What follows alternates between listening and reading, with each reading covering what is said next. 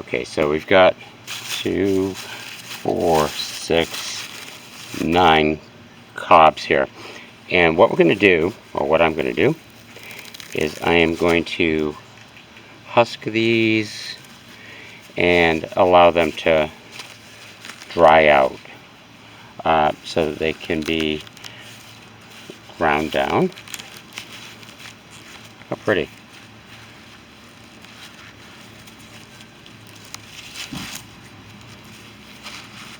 So I'm not going to remove. I need a tripod. I don't know why I haven't figured that out yet. Let's see if this works.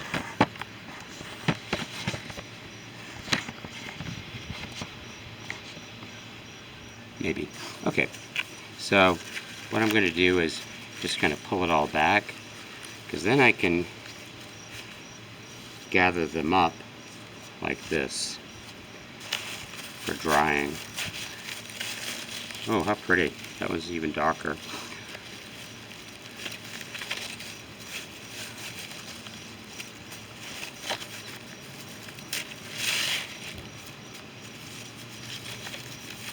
You know, I've never grown heirloom corn before, but I always try to grow something different every year. And I got these seeds as part of a package deal when I made a donation to Slow Food, the Slow Food organization. They sent out 5 heirloom varieties of seeds. One of them was the Jimmy Nardello Italian pepper, which is an heirloom variety. Planted those. There were 1 or 2 varieties of tomatoes.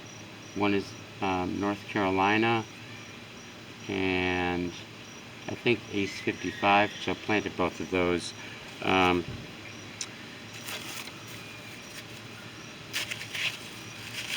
And so that's how I ended up with this. And the Wampanoags still have a home site adjacent to. So you want to get rid of anything that's kind of like already soft or going bad, so it doesn't affect the rest of it. But the Wampanoags still have an existing home site that, unlike Plymouth Plantation, which is a reenactment with actors portraying the Pilgrims, the Wampanoag home site is an actual living community with the descendants of the Wampanoags practicing skills that their ancestors did 400 and 500 years ago when the Pilgrims arrived. So look at this one, how pretty. Got some little damage here at the ends. I'm not overly concerned about that. So what's going to happen is, once these are still moist, if I pierced one with my fingernail, there'd still be a lot of moisture content in these. So they need to dry out, and then I'm going to kind of go like this, and the kernels will come right off. They can then be ground or saved for seed for next year.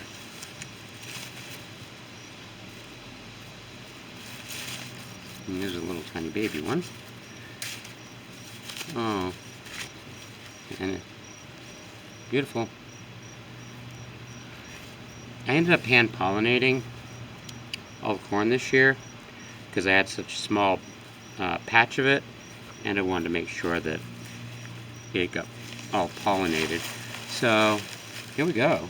I mean, what's prettier than that? And what I'm going to do now is just kind of tie them up.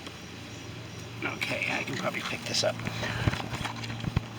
What I'm going to do now is just kind of tie them up like this and put them in a cool, dry place, dark, and allow them to dry out on their own before harvesting the kernels.